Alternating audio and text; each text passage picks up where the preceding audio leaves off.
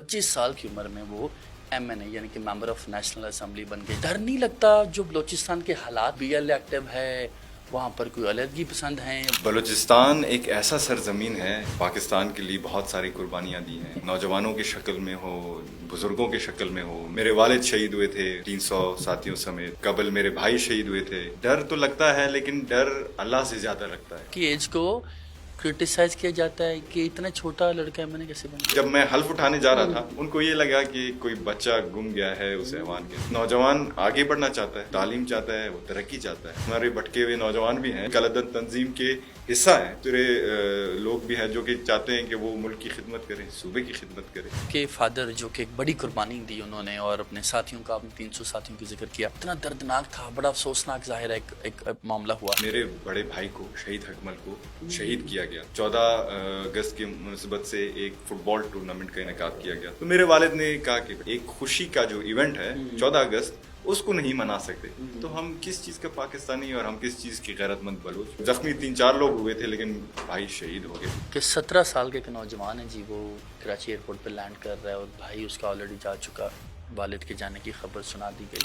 फिर जब मैंने टीवी खोली तो हेडलाइन में चल रहा था कि मस्तूम में धमाका, मस्तूम में धमाका। अजीज करीबों से हाल अहवाल की, कहते हैं जख्मी है, की तस्वीर सोशल मीडिया पे भेजी जिधर मुझे पता चला कि भाई इट इज़ वेरी सीरियस। अफसोस भी हो रहा था कि मैं उनके साथ नहीं था। एक साल में क्या खोया क्या पाया, कितनी बलूचिस्तान की बात की, कितनी बात सुनी गई। आया नाराज बलोच वो है, तालीम के हक से महरूम किया जाता है, टेक्नोलॉजी से, जॉब से, अपॉर्चुनिटीज महरूम किया जाता है। एक्सटर्नल फोर्सेस के साथ मिलकर इस ज़हनियत बिगाड़ रहे हैं। पाकिस्तान है, ये पंजाबी चला रहे हैं। प्रेशर तो बिल्डअप हो, वफाक समझे हमें कुछ। ये यूथ पॉलिसी की आप बात कर रहे हैं, इसको इम्प्लीमेंट कौन करेगा? वफाकी हुकूमत करेगी, सूबाई हुकूमत करेगी? कि बलूचिस्तान की तारीख का सबसे पहला यूथ पॉलिसी है। नौजवानों के लिए कोई एक्शन प्लान है ही नहीं, तो हम उनके ग्रीवेंसेस कैसे एड्रेस कर सकते हैं? कि Jamal Khan Raisani is a friend of establishment. मुझे सुनते हैं, उनका परसेप्शन चेंज होता है। इस्टेब्लिशमेंट अगर कोई फैसला करता है बलूचिस्तान के एज अ सूबा, उसके हक में, बलूचिस्तान के लोगों के हक में नहीं है, उसको हमें आर्ग्यू भी करनी चाहिए। ने ऐसे ऐसे जगहों पर की है, आंखों में आंख मिला के अपने बलोच भाइयों और बहनों की बात की है। अस्सलाम वालेकुम, पाकिस्तान जिंदाबाद पब्लिक न्यूज़ पॉडकास्ट के साथ मैं हूं मोहम्मद नासिर। बट नाज़रीन, इससे पहले हमने बहुत से लोगों के इंटरव्यूज़ किए हैं, लेकिन आज जिस शख्सियत की मैं बात करने जा रहा हूँ पार्लियामेंटेरियन है और आपको जानकर हैरानगी होगी, यकीन नहीं आएगा कि 25 साल की उम्र में वो MNA यानी कि मेंबर ऑफ नेशनल असेंबली बन गए। जमाल खान रईसानी बलूचिस्तान का एक पॉजिटिव खूबसूरत चेहरा हैं और ना सिर्फ पाकिस्तान बल्कि बैरून मुल्क भी उनकी बात होती है। बात क्यों होती है और क्यों पॉजिटिव चेहरा इनको कहा जा रहा है, ये जानने के लिए हमने आज उनको स्टूडियो में दावत दी है। बहुत शुक्रिया Jamal, thank you so very much for coming.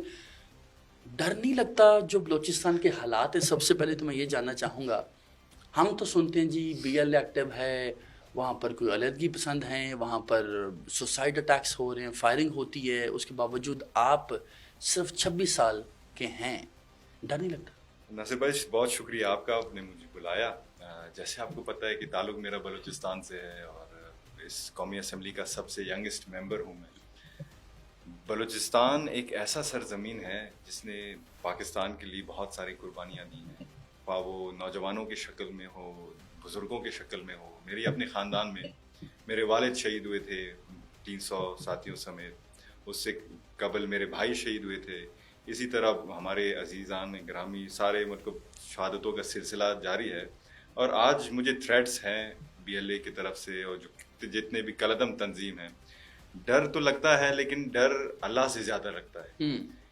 अल्लाह से इसलिए ज़्यादा लगता है कि जिस चीज़ के लिए हमारे वालिद ने कुर्बानी दी, जिस मकसद के लिए उन्होंने कुर्बानी दी, और अगर उस मकसद को हम छोड़ के, जो कि मकसद था आवाम की फलाह बहबूद के लिए काम करना, जो मकसद था अपने लोगों के साथ बैठकर उनके मसले मसाइल हल करना, अगर उनको हम छोड़ दें तो वो किस तरफ जाएंगे?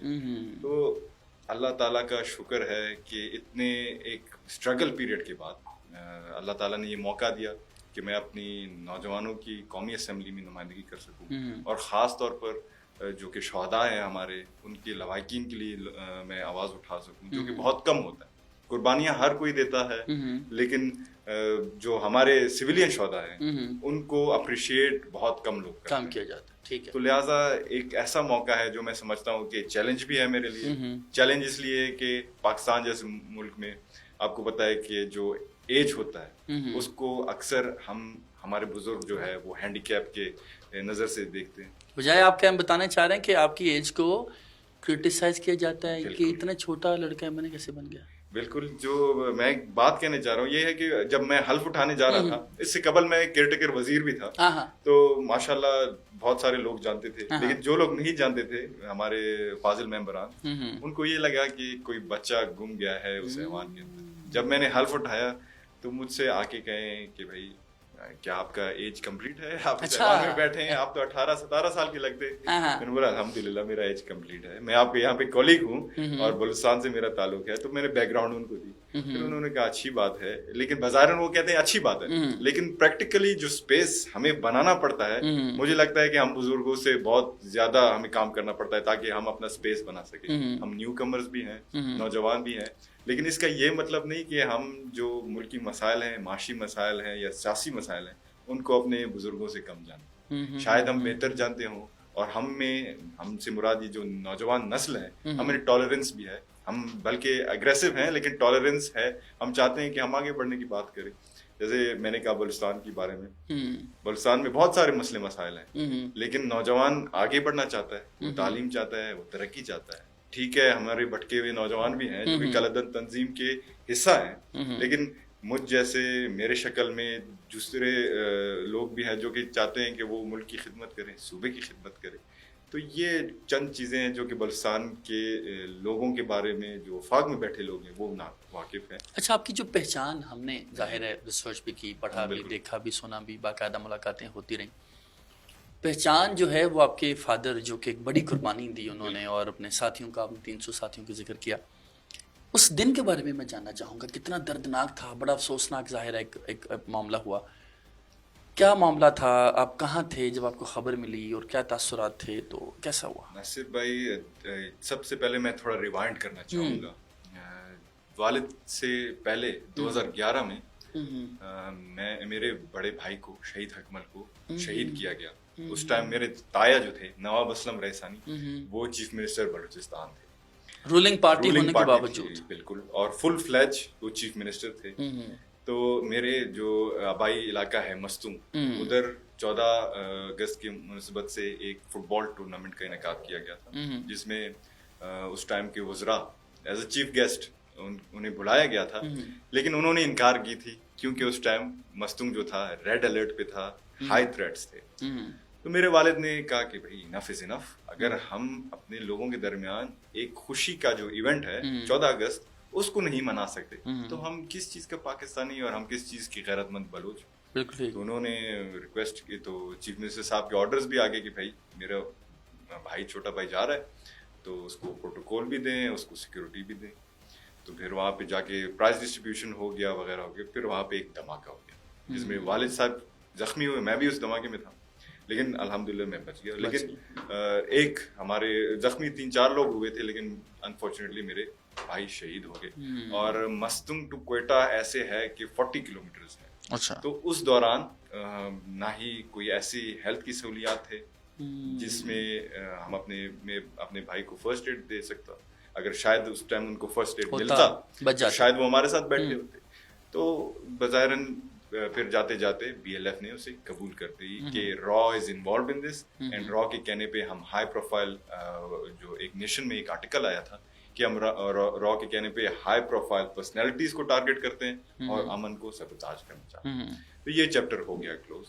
اس کے بعد والد نے دیکھا بھائی میرا بڑا بھائی جو ہے چیف منسٹر ہے, چیف ایگزیکٹو ہے ایک پروونس کا, اور میرے بیٹے کو بظاہراً ان کا بھی بیٹا تھا, فادر فگر ہے, شہید کیا جاتا ہے. نہ ہی اس پہ کوئی کمیٹی بیٹھتی ہے, نہ ہی ملزم جو ہے اس کو کٹہرے میں لایا جاتا ہے, اور نہ ہی ہمارے پاس اتنے ہیلتھ انفراسٹرکچر ہے کہ ہم نے ڈیولپ کی ہو کہ عام آدمی کو وہ جو سہولیات ہیں وہ مل سکے. ٹھیک ہے. تو انہوں نے ڈیسائیڈ کی کہ میں سیاست میں آؤں. حالانکہ ان کا کوئی سیاست میں کچھ کردار نہیں تھا پہلے, وہ قبائلی جرگہ کرتے تھے, نواب فیملی سے تھے, لیکن سیاست میں جو پاور ہنگر نہیں ہے جو ہوتی ہے تھا. ہاں ٹھیک ہے. تو انہوں نے فیصلہ کیا کہ 2018 کے الیکشن میں اس کے بعد جو 2013 کا الیکشن ہوا انہوں نے الیکشن نہیں کی. پھر 18 کے کیونکہ اس ٹائم میرے تایا ابو نے بھی الیکشن نہیں کی تھی, تو وہ جو ہمارا سیٹ تھا وہ کوئی اور لے گیا, ہمارے خاندان سے کوئی ایم پی اے نہیں آیا تھا.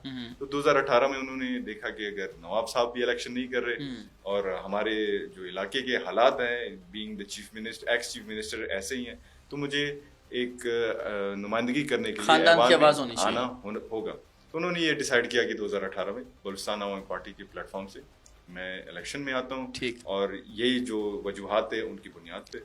ہمیں اس ٹائم بھی ناصر بھائی پتا تھا کہ تھریٹس ہیں, کیونکہ مسلسل ہمیں تھریٹس دیے جاتے تھے ملک دشمن عناصر کی طرف سے کہ سراج ریسانی کو ہم شہید کریں گے بیٹوں کو. تو میں نام لے کے کہا جاتا تھا, ہاں نام لے کے کہا جاتا تھا, اور یہ بھی کہا جاتا تھا کہ ہم ڈیتھ اسکواڈ چلاتے ہیں, جو کہ ایک آج کل کے دور میں ایک فریز بن چکا ہے کہ ڈیتھ اسکواڈ, یہ جو ریاست کے ساتھ ہے جو پاکستان زندہ باد کہتے ہیں وہ بس سارے ڈیتھ اسکواڈ چلاتے ہیں. تو مجھے میرے والدین نے باہر بھیجا کہ آپ اعلیٰ تعلیم حاصل کر کے واپس آ جائیں, یا مرضی ہے جو بھی کرنا ہے. تو میں وہاں جا کے فٹ بال بھی کھیلتا تھا, پروفیشنل ٹریننگ بھی ہوتی تھی, ہماری یونیورسٹی لیول پہ تھا. 2018 13 جولائی کا دن تھا, صبح 11 بجے میرے والد نے میرے ساتھ کال پہ بات کی کہ آج مستونگ میں ہمارا آخری جلسہ ہوگا, اس کے بعد ہم موو کر رہے ہیں کوئٹہ میں, پھر الیکشن آ رہے ہیں. تو اس سے چند 2 روز پہلے ان کا ایک ویڈیو گردش کر رہا تھا سوشل میڈیا پہ, جو کہ وہ عوام کے درمیان ہے, اور موٹر سائیکل پہ وہ واحد آدمی تھے جس نے پاکستان کا جھنڈا لگایا ہوا تھا, اور موٹر سائیکل پہ مستونگ جیسے ہائی الرٹ ریڈ ایریا میں وہ ورک کر رہے تھے. تو میں نے ان سے ریکویسٹ بھی کی تھی, اور تھوڑا میں کیونکہ میرے بھائی کی بات ان کے ساتھ کلوز ہو گیا تھا, تو چڑ کے کہا تھا کہ آپ کے بعد ہمارا کیا ہوگا. میں نے کہا کہ آپ کے بعد ہمارا کیا ہوگا, اپنے بارے میں نہیں بلکہ ہمارے بارے میں سوچیں اور کتنا ہم نقصان برداشت کر سکیں. تو یہ بات میں نے 11 بجے کی. تو 12 بجے کے لگ بھگ دھماکہ ہوا وہاں, سوسائڈ اٹیک تھا, داعش اور BLA نے قبول کی تھی اس پہ. تو 300 سے زائد لوگ شہید ہوئے تھے. 300 میں اس لیے کہہ رہا ہوں کہ جو ایٹ اے مومنٹ 200 تھے, اور پھر جو زخمی جو میں تھائی لینڈ میں تھا. مجھے ٹریننگ اس ٹائم تھائی لینڈ کیونکہ 2 گھنٹے آگے ہوتا ہے, تو ٹریننگ کا ٹائم تھا ہمارا. تو واپس جب میں آیا, میں نے لاکر میں میرا فون تھا, میں چیک کی تو ہزاروں مس کالز آئی ہوئی تھی میرے عزیز قریب کے, اور لوگوں کے میسیج فیس بک میں آئے ہوئے تھے. اس ٹائم میں اتنا سوشل میڈیا استعمال نہیں کرتا تھا, جو فرینڈز اینڈ فیملیز تھے, تو انہوں نے مجھے میسج کی تھی, بھائی والد صاحب آپ ٹھیک ہے. مجھے کچھ علم نہیں تھا کہ کیا ہوا ہے. میں نے بولا ٹھیک ہے, آئی جسٹ ٹاکڈ ود ہم. پھر جب میں نے ٹی وی کھولی تو ہیڈ لائن میں چل رہا تھا کہ مستونگ میں دھماکہ, اور پہلے کہا جا رہا تھا کہ شدید زخمی ہے. تو پھر میں نے والدہ کو بتانے سے گریز کی. میں نے کہا کہ بھائی پہلے سے ایک وہاں پر آپ کے میرے ساتھ ٹھیک. پھر میں نے کہا کہ میں نے عزیز قریبوں سے حال حوال کی, کہتے ہیں زخمی ہے. پھر مجھے جو ایمبیسی والے میرے دوست تھے انہوں نے مجھے کال کی, اور مجھے ان کی تصویر سوشل میڈیا پہ بھیجی جدھر وہ اسٹریچر پر ہے اور سارا خون ان کے اس سے بہہ رہا ہے. تو مجھے پتہ چلا کہ بھائی اٹ از ویری سیریس. تو افسوس بھی ہو رہا تھا کہ میں ان کے ساتھ نہیں تھا. پھر والدہ کو ہم نے نہیں بتایا. پھر ہم نے اسی ٹائم ٹکٹس بک کرا کے کہا کہ جو بھی ہو دیکھا جائے گا, لیکن ادھر موجود ہونا لازمی ہے. کل کے دن یہ نہ بولیں کہ بھائی لڑکا بھی بھاگ گیا, والد شہید ہو گیا. تو میں وہاں گیا, اور وہاں جب میں کراچی ایئرپورٹ پہ لینڈ کی ہم نے بینکاک سے, تو ہزاروں کی تعداد میں لوگوں نے ہماری استقبال کی. رونے کو بہت دل چاہ رہا تھا. اس ٹائم مجھے پتہ چلا تھا کہ والد شہید ہو گئے. ان کی تصویریں جو غسل والی ہوتی ہیں ان مجھے بھیجا تھا انہوں نے. تو بڑا رونے کو آ رہا تھا, دل میرا پٹ رہا تھا. لیکن جو لوگ مجھے ریسیو کرنے آئے تھے, ہمارے بزرگ تھے, ہمارے بڑے تھے, وہ رو رہے تھے. تو میں نے سمجھا اگر اس ٹائم میں روں اور وہ بھی رو رہے ہیں تو ان کو دلاسا دینے والا کوئی اور نہیں ہوگا. پھر اکیلے میں آج بھی روتا ہوں. آج بھی ایسے جب 13 جولائی آتا ہے, میرے بھائی کی ذکر ہوتی ہے, والد کا, اکیلے آج بھی روتا ہوں. لیکن کبھی بھی میں نے دشمن کو یا لوگوں کو یہ نہیں دکھایا کہ بھائی میں اتنا کمزور ہوں کہ سراج کے بعد جمال کچھ نہیں. یاد ضرور آتا ہے کہ وہ ہمارا ایک چت تھا. والد کا نہ ہونا زندگی میں میرے خیال سے اس سے بدتر کوئی نقصان نہیں ہو سکتا, اور اس سے بڑھ کر نقصان ہمارا آج کے بعد نہیں ہو سکتا.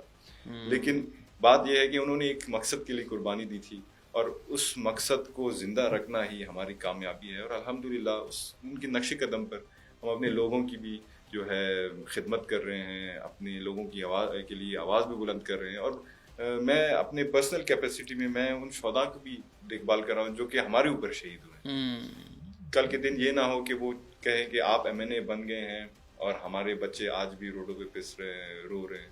تو ان کو میں تعلیمی ایڈ بھی اپنے جیب سے اخراجات برداشت کرتا ہوں ان کے لیے. تو یہ ایک ایسا کٹن موڑ تھا ہمارے لیے کہ مجھے فیصلہ کرنا تھا کہ یہ کرنا ہے. اگر کرنا ہے تو تھائی لینڈ سے واپس آ کر ہر چیز کی قربانی دینی ہوگی. ہر چیز سے مراد کیریئر, ایجوکیشن, ایوریتھنگ. اور تھریٹس بھی ہیں, کچھ ایسے بھی لوگ ہیں جو ہمیں ناپسند کرتے ہیں اور ہمارے جان کے پیچھے ہیں. تو یہ ایک بہت, اور اس میں ایک بہت امپورٹنٹ جو خاتون ہے اس کی ذکر کرنا چاہتا ہوں جو میری والدہ ہیں. بظاہراً وہ ہے تھائی لینڈ کی, جس پہ مجھے بہت تانا بھی دیا جاتا ہے کہ یہ اصل بلوچ نہیں ہے, یہ تو تھائی لینڈی ہے. لیکن مجھے ان پہ فخر ہے کہ انہوں نے اپنا شوہر, اپنا بیٹا, اپنا آزادی, ہر چیز اس ملک کے لیے قربان کی, حالانکہ ان کا ملک نہیں ہے, ملک سے نہیں ہے. اور آج بھی میں حلفاً یہ کہتا ہوں کہ وہ ہم سے زیادہ پاکستانی ہیں اور پاکستان سے زیادہ محبت کرتے ہیں. انہوں نے آج تک, جب میں یہاں کھڑا ہوں یا اس آپ کے ساتھ بات چیت کر رہا ہوں, اتنی کانفیڈینس, اتنی بولڈنس مجھ میں ہے تو بیکاز آف ہر. انہوں نے کبھی بھی نہیں کہا کہ بیٹا آپ کو تھریٹ ہے. انہوں نے کہا بیٹا آپ کے ساتھ جو لوگ ہیں, جو آپ کے والد کے ساتھ تھے, ان کو آج تھریٹ ہے تو آپ ان سے بالاتر نہیں ہو, آپ بھی میرے لیے اتنے ہی, وہ بھی میرے بیٹے, تو آپ ان کے ساتھ مل کر کام کریں. لیکن ایک چیز انہوں نے کہا کہ پرنسپل پہ کوئی کمپرومائز نہ کریں. بات آتی ہے پاکستانیت کی, عزت پہ, تو آپ ڈٹ کے کر رہے ہیں اور میں آپ کے ساتھ ہوں. اور میرے والد بھی یہی کہتے تھے, ایک حکمل میں نے پاکستان کے لیے قربان کی. جمال ابھی بھی زندہ ہے, وقت آنے پر جمال بھی قربان کروں گا. اگر پاکستان نے چاہا تو سراج بھی پاکستان کے نام کے لیے قربان. اچھا, کتنا مشکل ہوتا ہے جب میں تب سے سوچ رہا ہوں کہ 17 سال کے ایک نوجوان ہے جی, وہ کراچی ایئرپورٹ پہ لینڈ کر رہا ہے اور بھائی اس کا آلریڈی جا چکا, والد کے جانے کی خبر سنا دی گئی, اور اب بظاہر لگتا ہے کہ وہ پاگل ہو جائے گا, اپنا آپا کھو دے گا, زارو کتار ہوتا رہے گا. وہ اترا, کس چیز نے اتنی ہمت دی جو آپ نے اس ملک کو خیر بات نہیں کہا, جو آپ کا والد کھا گیا, بیٹا کھا گیا, اس صوبے کو خیر بات نہیں کہا, ان حالات کو, ان لوگوں کو خیر بات نہیں کہا جو بظاہر آپ کے لوگ ہیں, BLA کے لوگ بھی آپ کے لوگ ہیں. بالکل ایسی قدر نہیں کی انہوں نے اس شخص کی جو پاکستان زندہ باد کا نعرہ لگا رہا تھا. پھر بھی واپسی ہوئی, کس چیز نے اتنا حوصلہ دیا؟ ناصر بھائی, سب سے پہلے تو ایک چیز واضح ہو کہ جب لوگ آج کل کے دور میں کہتے ہیں کہ بھائی جمال رحسانی ایک لیوش لائف سٹائل گزار رہا ہے, MNA بن گیا ہے, مطلب اس کی کوئی مطلب ہی از ناٹ کمپیٹنٹ انف. ٹھیک ہے جی, ٹھیک ہے, قربانیوں کی اگر ہم بات کر رہے ہیں تو پاکستان نے, جیسے آپ نے کہا, مجھے لاشوں کے علاوہ, خاص کر بلوچستان نے, بلوچستان کے عوام نے مجھے کچھ نہیں, صاف بات ہے, ٹھیک ہے, کینڈیڈلی, فرینکلی اسپیکنگ, اور یہ حقیقت ہے. ٹھیک ہے جی, ہم لوگوں میں خوشیاں دینا چاہتے تھے اور انہوں نے ہمیں گولیاں دی. ٹھیک ہے جی, سیپریٹسٹ ایلیمنٹس نے, وہ بھی ہمارے لوگ ہیں. لیکن ایک چیز جس نے مجھے موٹیویٹ کی, وہ جو عام آدمی نہیں ہوتا, غریب جو کہ رو کے, جس کے پاؤں میں چپل تک نہیں ہے, وہ آپ کو اپنا امید سمجھتا ہے. جو کہ ایک خاتون جس کے سر پہ دوپٹہ نہیں ہے, وہ کہتا ہے آپ میرے بیٹے بھی ہو, میرے بڑے بھی ہو, میرے بھائی بھی ہو, آپ میرے لیے کچھ کر کے دکھاؤ گے. تو ایسے لوگوں نے مجھے موٹیویٹ کی کہ میں جو اپنا تھائی لینڈ کا لائف سٹائل ہے, اپنا جو ہر جو کیریئر ہے, وہ چھوڑ کے واپس آ کے, جدھر مجھے تھریٹس بھی, نیشنلٹی بھی چھوڑ دیا, نیشنلٹی بھی چھوڑ دی, فٹ بال کیریئر بھی چھوڑ دیا, تعلیم تو مکمل ہو گیا تھا, تو یہاں پہ آ کے جدھر مجھے ہر دن تھریٹس آتے ہیں. پچھلے ہفتے بھی میرے لوگوں کو شہید کیا گیا, آج بھی میرے نام پہ باقاعدہ تھریٹس آتے ہیں. لیکن ان لوگوں کی یہ بیوقوفی ہے کہ سراج رحسانی جیسے آپ کے پاس ایک ایسٹ تھا, وہ پاکستانیت کی بات کرتا بھی تھا اور آپ لوگوں کی بھی بات کرتا تھا, بلوچوں کی بھی بات کرتا تھا, پٹھانوں کی بھی بات کرتا تھا, پشتونوں کی بھی بات کرتا تھا, سندھیوں کی, کہ ہم ایک پرچم تلے یکجا ہو جائیں. وہ پرچم کیا تھا؟ انڈیا کا ترنگا نہیں تھا, وہ سب سے ہلالی پاکستانی پرچم تھا. ہاں, ہمیں گریونسز ضرور ہیں اپنے اسٹیٹ سے, مجھے بھی ہے کہ میرے والد کے بعد بہت سارے لوگوں نے نہ ہی مجھے اون کی, ٹھیک ہے, میرے خاندان نے مجھے ڈس اون کی, ٹھیک ہے جی, اگر ہم بات کرتے ہیں. لیکن کیا اس کا حل یہ تھا کہ میں پہاڑوں پہ جا کے بندوق تھاموں اور لوگوں کو شہید کروں؟ نہیں. اس کا سیاسی حل بھی ہے, معاشی حل بھی ہے. تو میں ان کو آپ کی توسط سے مدعو کرنا چاہتا ہوں کہ اور کتنا قربانیاں ہم دیں گے. آج بھی اتنی قربانیوں کے باوجود بھی لوگ کہتے ہیں کہ بلوچستان کو پاکستان سے آزاد کر رہے ہیں. تو یہ تو غلط ہے. یہ بھی ہمارا چمن ہے, پاکستان ہمارا چمن ہے, اور اس چمن کے لیے ہم نے لہو دی ہے, اور کتنا لہو دے کہ ہم پروو ہوں کہ ہم بھی پاکستانی ہیں. ہم نے بھی اتنی ہی قربانی دی ہے جدھر دوسرے لوگوں نے دی. تو لہٰذا اس پہ وہ بھی سوچے, اور ہم حاضر ہیں آج بھی. آپ کے شو کے میں نے پہلے بھی یہ کہا ہے, آپ کی توسط سے میں آج بھی کہوں گا, جو لوگ جن لوگوں نے میرے والد کو یا بھائی کو شہید کیا ہے, گردہ بڑا کر کے مانیں, اور بلوچی رسم و رواج کے تحت میں ان کو معاف کرنے کے لیے تیار ہوں. لیکن وہ آئیں, بیٹھیں ہمارے ساتھ, بات کریں. اور ان کے تحفظات ہیں نا, وہ چاہتے ہیں کہ بلوچوں کو ان کا حق نہیں مل رہا, ہم بھی یہی چاہتے ہیں کہ بلوچوں کو ان کا حق نہیں مل رہا. آج بھی اگر ہم نیشنل اسمبلی میں کوئی اسپیچ کرتے ہیں, ہم نے کبھی بھی نہیں کہا کہ بلوچستان کو اس کا حق ملا ہے. ہم آج بھی روتے ہیں کہ بلوچستان کو پیچھے جو رکھنے کی پالیسی یہ کب بدلے گی. تو وہ بھی یہی چاہتے ہیں. اگر وہ یہ چاہتے ہیں تو آئیں ہمارے ساتھ مل کے پولیٹیکل اسٹرگل کریں یا قبائلی اسٹرگل کریں, یا جو بھی ہے. لیکن یہ کوئی حل نہیں ہے کہ آپ اپنا جو نظریہ ہے وہ کسی کے اوپر بندوق کی نوک پر وہ آپ نافذ کریں. یہ ایک اسٹرگل تو وہ کر رہے ہیں بلوچستان کو حقوق دلانے کی, پہاڑوں پر جا کر بندوق تھامے. ایک اسٹرگل آپ کر رہے ہیں پارلیمنٹ میں آ کر تقریر کرتے ہوئے, بات کرتے ہوئے, ریزولوشنز موو ہوتی ہیں, سارا معاملہ ہوتا ہے. آپ کو لگتا ہے کہ وہ زیادہ کامیاب ہیں یا آپ زیادہ مضبوط آواز ہیں؟ ایک سال میں, آپ کو ایک سال ہو گیا پارلیمنٹ میں, کیا کھویا, کیا پایا, کتنی بلوچستان کی بات کی, کتنی بات سنی گئی, اور مسائل کو کتنا حل کیا جا سکا؟ سب سے پہلے تو ہمیں ایک فیصلہ کرنا ہوگا. آج یا کل یہ فیصلہ ہونا ہی ہونا ہے, تو آج سب مل کر بیٹھیں, یہ فیصلہ کریں. فیصلہ یہ ہے کہ کیا بلوچ, ناراض بلوچ کا ایک ٹرمینالوجی استعمال ہوتا ہے ہر ٹائم جب بلوچستان کی بات ہوتی ہے. ناراض بلوچ یہ کون ہے؟ آیا ناراض بلوچ وہ ہے جو کہ بلوچستان میں رہتا ہے, بلوچستان کا شہری بھی ہے, گلوبل سٹیزن بھی ہے, اور اس کو تعلیم کے حق سے محروم کیا جاتا ہے, ہیلتھ کے انفراسٹرکچر سے محروم کیا جاتا ہے, ٹیکنالوجی سے, جاب سے, اپرچونیٹیز محروم کیا جاتا ہے. یا وہ لوگ ہیں جو کہ کسی میلیفیسنٹ ویژن کے تحت ایکسٹرنل فورسز کے ساتھ مل کر جو ہے وہ بلوچستان کے لوگوں کو ان کی ذہنیت بگاڑ رہے ہیں, اور ان کو کہہ رہے ہیں کہ یہ جو آج کا جو پاکستان ہے یہ پنجابی چلا رہا ہے, صرف پنجابی چلا رہا ہے.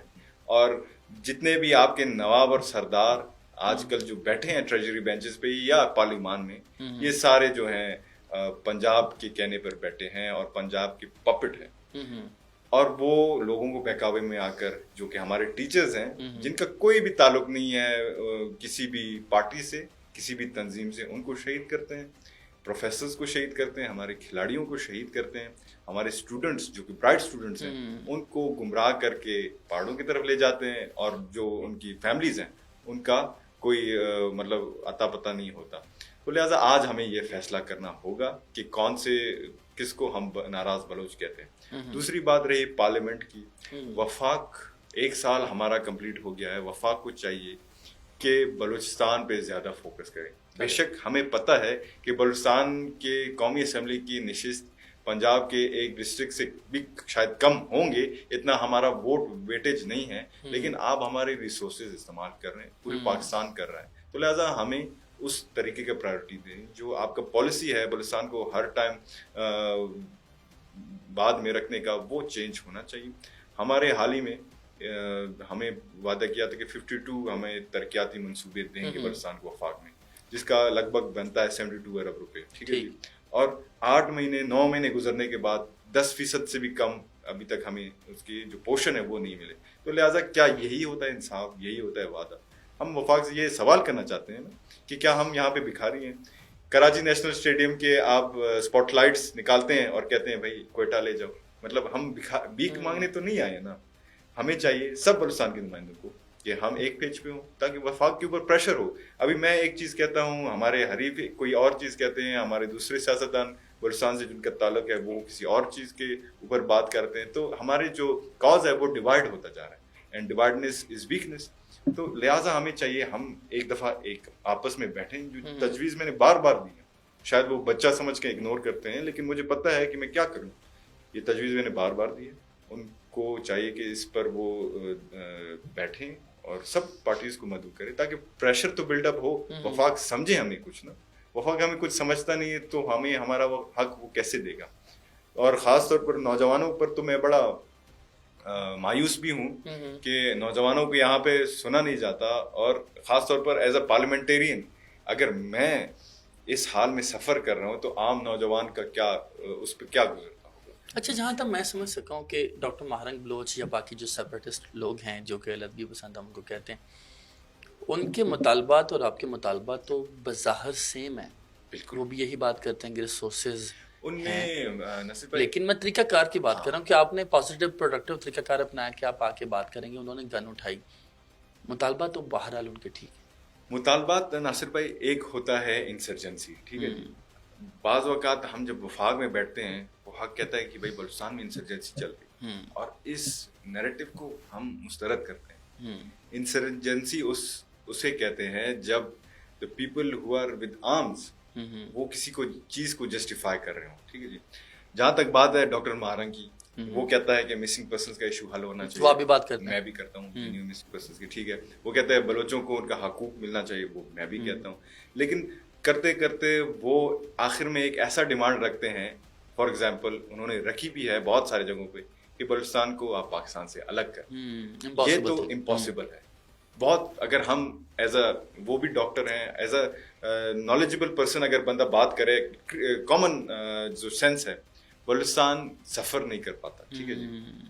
بلوچستان کو اس ٹائم جب پرنسلی اسٹیٹس تھے ہمارے, ان کو ایک حق دیا گیا تھا کہ یا تو آپ انڈیا کے ساتھ ہوں, جس میں انڈیا نے ہمیں ریجیکٹ کی, تو ہم پاکستان کے ساتھ ہم نے جوائن کر لی. ٹھیک ہے, انیکس کر لی خان آف طلال کے تحت. تو یہ جو ان کا مطالبہ ہے یہ سراسر غلط ہے. جیوگرافیکل حساب سے بھی غلط ہے, ریسورسز کے حساب سے بھی غلط ہے. اور خدا نخواستہ اگر بلوچستان آج الگ ہوتا ہے تو بلوچستان کو لیڈ کون کرے گا؟ سب سے پہلے تو میں کہوں گا بھائی میرے سب سے زیادہ شہداء ہیں, جس قبیلے کو بھی آپ دیکھیں. ٹھیک ہے, اتنا شہید انہوں نے نہیں دی جتنا میں نے دی.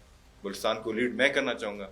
پھر اختر مینگل صاحب وہاں سے اٹھیں گے, شفیق مینگل صاحب وہاں سے اٹھیں گے, سرفراز بگٹی یہاں سے کہیں گے, مری وہاں سے کہیں گے کہ بھائی میں نے دیا, زہری وہاں سے کہے گا میں چیف آف جالوان ہوں, بلوچستان کو میں لیڈ کرنا چاہوں گا. تو خانہ جنگی میں ہم چلے جائیں گے. ٹھیک ہے جی. تو لہٰذا یہ چیز جو ہے سمجھنے کی ہے. اور یہ جو جنگ ہے اس پہ 4 ایپیسوڈز ہوئے ہیں 1948 کے بعد آج تک سے ایک آن اینڈ آف چلتا جا رہا ہے. تو یہ حل نہیں ہوا. حل اس لیے نہیں ہوا کہ جو ہماری میلیفیسنٹ جو کاز ہے وہ ہم اس کو ٹرن ڈاؤن نہیں کر پا رہے. میلیفیسنٹ کاز یہ ہے کہ آپ الگ کر دیں. ٹھیک ہے, یہ نہیں ہو سکتا, قطعاً نہیں ہو سکتا. دس از ناٹ اے سولوشن. اگر ان کو حقوق کے اوپر بات کرنی ہے, ڈاکٹر مہارنگ ہماری بہن ہے, ہماری عزت ہے, آئے بیٹھے ہمارے ساتھ. میں سرفراز بگٹی کی ذمہ داری اٹھاتا ہوں ایز اے ایم این اے اس کا نمائندہ وفاق کا, کہ میں ڈاکٹر مہارنگ کو سرفراز بگٹی کے ساتھ بیٹھاتا ہوں. ٹھیک ہے جی. جو چاہے منسٹرز کے ساتھ بیٹھنا ہے بیٹھیں. کوٹا چاہیے ان کو ایجوکیشن کا, میرٹ پہ ہم کوٹا دیں گے اس کو. انفراسٹرکچر چاہیے. ان کے ساتھ لوگ تو کچھ خاصے پڑھے لکھے ہیں, میرے خود کے اسٹوڈنٹس ہیں, میں یونیورسٹی میں پڑھاتا بھی ہوں. کچھ جیسے میں نے بتایا مطالبہ تو وہی ہیں, مطالبات طریقہ کار غلط ہے. طریقہ کار غلط ہے. اور مسئلہ یہ ہے کہ آج کل کا جو نوجوان ہے, جو میں سمجھتا ہوں کہ تھریٹ ہے ہمارے لیے, وہ یہ ہے کہ وہ ایجوکیٹڈ نوجوان, اور اس کا جو دے وانٹ عملی کام چاہتے ہیں. ٹھیک ہے جی. ابھی اگر ہم انفراسٹرکچر کی بات کریں, بلوچستان تو پہلے دن سے ایسا ہے, آج کا تو غلطی نہیں ہے. ٹھیک ہے جی. لا اینڈ آرڈر سچویشن ہے 1948 سے لے کر آج تک دیکھ لیں, پہلے بہتر ہوتا تھا, آج کل بگڑتا جا رہا ہے. اس میں بھی ہمارا ہی وہ ہے. اور ہم بات کرتے ہیں پنجاب کو ہم بلیم کرتے ہیں, تو کیا گورنر آپ کا پنجابی ہے؟ کیا چیف منسٹر آپ کا پنجابی ہے؟ نہیں. اور اگر ہم بات کرتے ہیں اسٹیبلشمنٹ کی, تو اسٹیبلشمنٹ کو کس نے دیا ہے کہ وہ آ کے پارلیمنٹ میں ہمیں ہماری نمائندگی کرے؟ ہم نے ہی دیا نا. اسٹیبلشمنٹ خود تو نہیں آتی, ہم نے ان کو اسپیس دی ہوگی تبھی وہ آتے ہیں, ہمارے فیصلے کرتے ہیں. اور ہم شاید وہ دیکھ رہے ہیں کہ بھائی جو آپ کے اراکین اسمبلی ہیں وہ چلا نہیں پا رہے, شاید تبھی وہ انٹروین کرتے ہیں. اگر ہم بالفرض بات کرتے ہیں اسٹیبلشمنٹ کی انٹروینشن کے لیے, تو ہمیں لہٰذا چاہیے کہ اگر ہم جاتے ہیں جینیون لیڈرشپ آج ہی آ جائیں, جو ماسز ہیں آپ کی وہ بیٹھیں. ڈاکٹر مارن کو آج بھی ہم مدعو کرتے ہیں آپ کے شو کی توسط سے, جتنے بھی ہمارے بہنیں ہیں ان کے ساتھ. ہمارے لیے پہلے بلوچ رسم و رواج میں یہ کبھی بھی نہیں ہوا کہ کوئی خواتین روڈ پہ آئے بیٹھے. آج کل سٹارٹ ہوا ہے تو ہمیں اس کو ایڈریس کرنے کے لیے کچھ کرنا پڑے گا. اگر ہم آج بھی اگر ایک قبائلی جرگے میں بیٹھنا چاہتے ہیں تو ہمیں چاہیے کہ ان کو بلائیں, بات کریں ان سے, لیکن ڈیمانڈ وہ ہو جو کہ توڑنے کی بات نہ کریں, جینیون ڈیمانڈ جوڑنے کی بات کریں. ہم آگے بڑھنے کی بات کرتے ہیں, ہم آگے بڑھنا چاہتے ہیں, مجبور ہمیں نہ کیا جائے کہ ہم پیچھے دیکھیں. اچھا, آپ پارلیمنٹ میں ظاہر ہیں, آپ نے بتایا کہ ایک one of the major factors وہ یہ ہے کہ بات کو اس طرح سے سیریسلی لیا جاتا ہے, اس کی وجہ جو ہے وہ ایج ہے. کیا اس ساری صورتحال میں کوئی ایسا بھی رکن پارلیمنٹ ہے جو آپ کو لگتا ہے کہ جس نے بڑا سپورٹ کیا, خصوصاً آپ کے جو لیڈر ہیں بلاول بھٹو, وہ بھی ظاہر ہے کہ ینگ لیڈر ہیں, ان کو بھی اسی طرح کی کرٹیسزم کا سامنا ہوتا ہے, ان میں اور آپ میں ایک ریزمبلنس بھی ہے, ان کی خاندان نے بھی قربانیاں دیں, آپ کے خاندان نے بھی قربانی دی, ان کو بھی آگے آنا پڑا مجبوری میں, آپ کو بھی آنے پڑا, ان کی طرف سے کیا سپورٹ ملتی ہے؟ سب سے پہلے ناصر بھائی, یہ جو پارلیمنٹ میں ہم بیٹھ رہے ہیں ادھر ہمیں پتہ ہے کہ کچھ ہونے نہیں والا. وجہ یہ ہے کہ کوئی سیریس نہیں لیتا. کالنگ اٹینشن ہم نوٹس دیتے ہیں, کوئی آگے جواب دیتا ہے, اور جب پروروگ ہو جاتا ہے سیشن اس کے بعد جو عملی کام ہے وہ نہیں. بالفرض لا اینڈ آرڈر سچویشن پہ کون سا اقدامات اٹھائے گئے, انفراسٹرکچر پہ جو ہمارے فنڈز ابھی تک اس کی تاخیر کی وجہ سے ہمارے جو ترقیاتی کام ہیں وہ ڈیمیج ہو رہے ہیں, ان کے اوپر ہم نے بات کی ہے, بارہا بات کی ہے, لیکن کوئی اقدامات نہیں اٹھا رہا. اسی طرح نوجوانوں پر ہم بات کرنا چاہتے ہیں, تنظیموں پہ ہم بات کرنا چاہتے ہیں, کوئی اقدامات کی بھی ہے لیکن اقدامات نہیں اٹھایا جاتا. تو ہمیں چاہیے کہ اگر ہم اس فلور پہ, کیونکہ ریکارڈنگز موجود ہیں آرکائیوز میں, ریکارڈنگز اگر ہو رہی تو اس پہ کوئی ٹھوس اقدامات بھی ہونی چاہیے. ایسے تو نہیں کہ بس ہم یہاں پہ آتے ہیں اور کہتے ہیں بس ہم نے بات کر لی, ہم نے اپنا فرض کر لیا. فیڈ بیک ہونے چاہیے. جہاں تک بات ہے بلاول بھٹو زرداری صاحب کا, ہمارے انتہائی قابل احترام بھی ہیں, ایج جنریشن فیلو بھی ہیں ہمارے, اور وہ سمجھتے ہیں چیزوں کو بلوچستان کے بارے میں. جب بھی ہماری بلوچستان کے اوپر بات ہوئی ہے تو آپ کو بتاتا چلوں کہ بلوچستان کا جو پہلا یوتھ پالیسی ہے وہ میں نے بنایا تھا, اور ابھی الحمدللہ کیبنٹ سے اپروو ہو کر امپلیمنٹیشن کی فیز میں ہم چاہ رہے ہیں. تو میں نے چیئرمین صاحب کے ساتھ یہ جو ڈرافٹ کردہ میرا پالیسی تھا, جس میں یو این ڈی پی کو بھی ہم نے بٹھایا ہوا تھا, جتنے مختلف اسٹیک ہولڈرز ہیں, بلوچستان جو کہ تنظیم ہے ان کو ہم نے بٹھایا تھا, ان سے اپروو ہوتے ہی ہم نے ڈرافٹ کی. اور چیئرمین صاحب کا ایک ہی خواہش ہے کہ بلوچستان کے لوگوں کو, خاص طور پر نوجوانوں کو آپ انگیج کریں. یہ جو یوتھ پالیسی کی آپ بات کر رہے ہیں, اس کو امپلیمنٹ کون کرے گا؟ وفاقی حکومت کرے گی, صوبائی حکومت کرے گی, پہلی چیز. دوسرا یہ ہے کہ وفاقی حکومت پہ تو اس طرح سے تنقید ہو رہی ہے, ظاہر ہے ایک نان سیریسنس بھی ہے, اور بظاہر یہ لگتا ہے کہ وسائل کی ایک شفاف تقسیم نہ ہونا وفاقی حکومت کی نااہلی بھی ہے. لیکن صوبائی حکومت کیا کر رہی ہے؟ آپ کی ہی گورنمنٹ ہے بظاہر, کیا وہ کام ٹھیک کر رہے ہیں؟ آپ کو لگتا ہے کہ کچھ تبدیلی آ پائے گی, یا وہ صحت کی سہولیات جن کا آپ نے ذکر کیا کہ اگر وہ ہوتی تو شاید میرا بھائی میرے ساتھ بیٹھا ہوا ہوتا, اب وہاں پر وہ صحت سہولیات پیدا ہونے کے امکانات ہیں جو کہ اب تک غالباً نہیں ہو سکی؟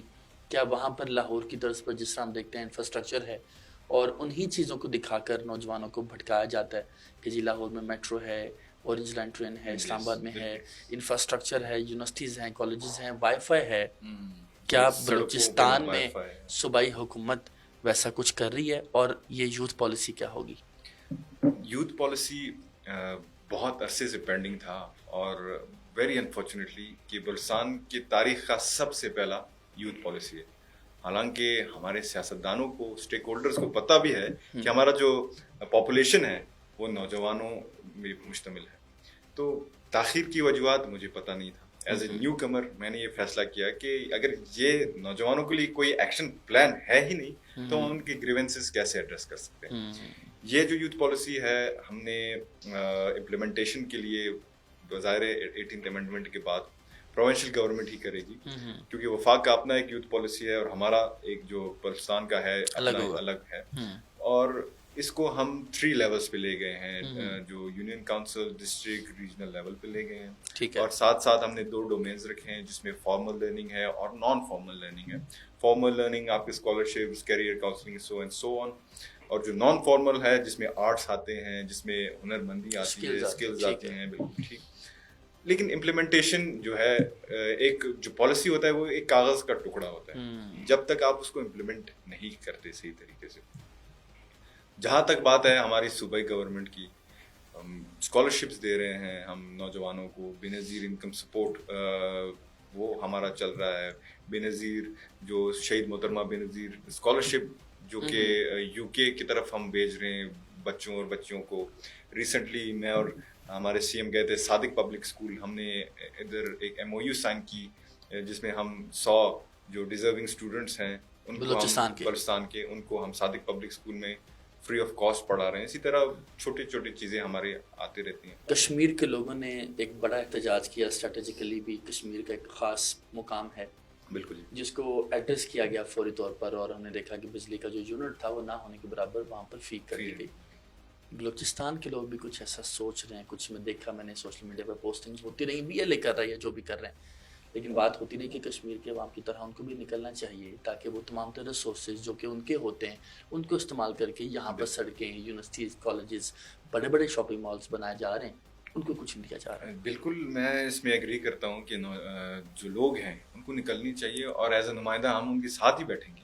اگر بالفرض اس فلور آف دا ہاؤس میں ہماری بات کو اہمیت نہیں دی جاتی تو وہاں شاید دیں, جب روڈ بلاک ہوگا, جب لوگ عذاب ہوں گے, جب گورنمنٹ وی آئی پی موومنٹس نہیں ہوں گے تو شاید یہ ہو سکتا ہے. لیکن پھر بات وہ ہے کہ اگر ہم بجلی کی بات کرتے ہیں تو دونوں طرف سے اطراف سے تالی بجتی ہے. ایک تو وفاق کے اتنے زیادہ پرائسز ہیں کہ ہم پے نہیں کر پاتے, ٹھیک ہے جی.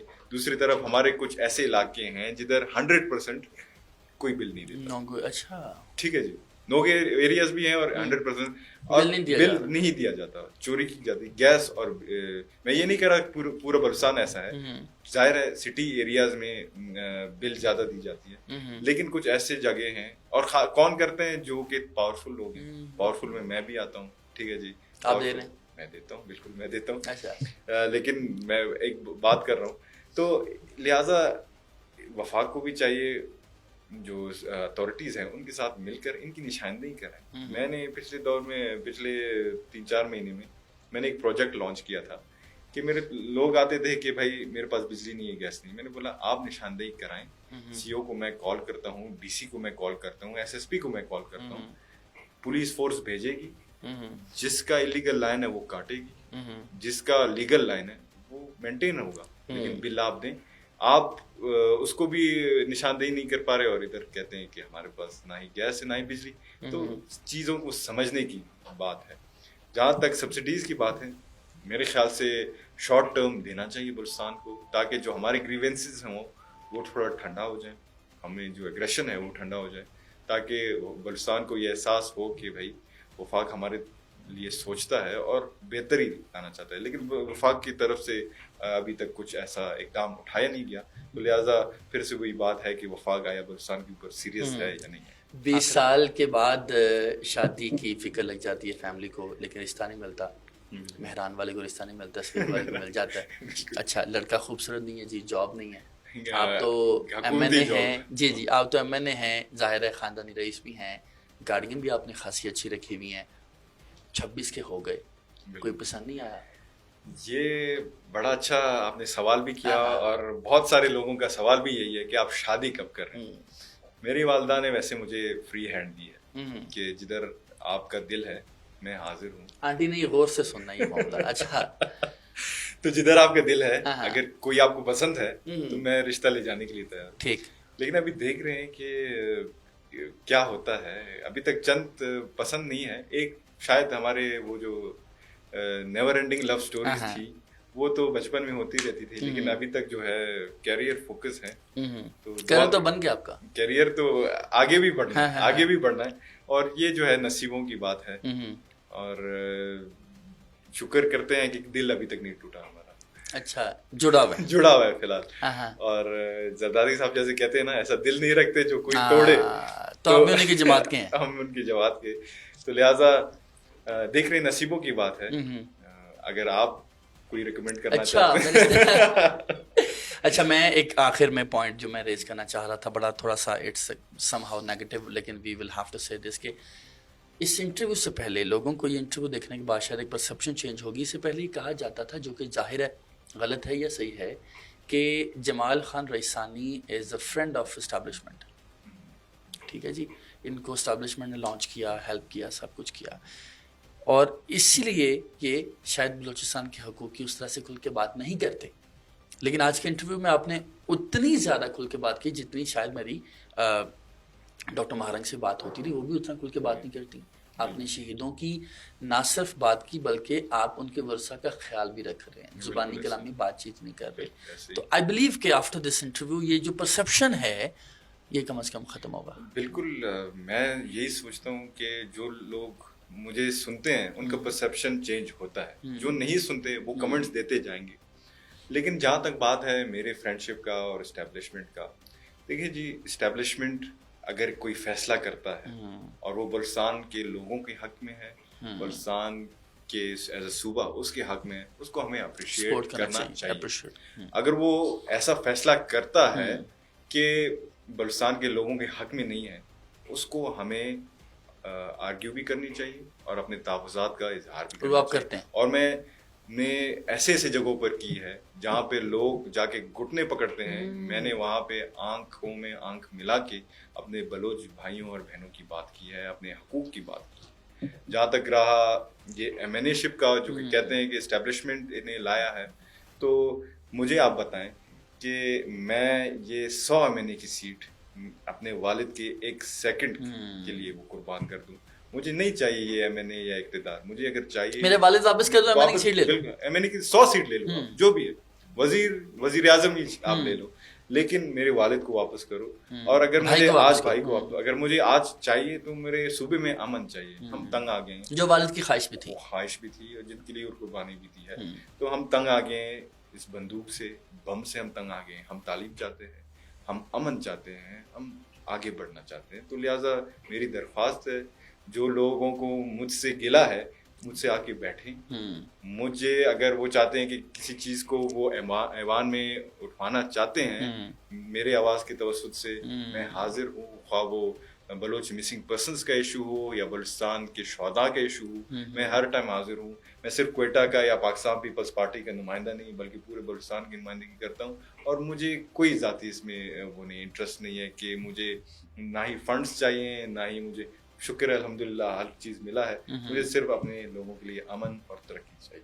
بہت شکریہ جی. جمال خان ریسانی انتہائی پازیٹیو چہرہ ہیں جی بلوچستان کے. یہ میں نے آغاز میں بھی کہا تھا, لیکن پورے انٹرویو سننے کے بعد آپ کو اندازہ ہوگا کہ انٹرویو کے درمیان وہ ثابت بھی ہوا.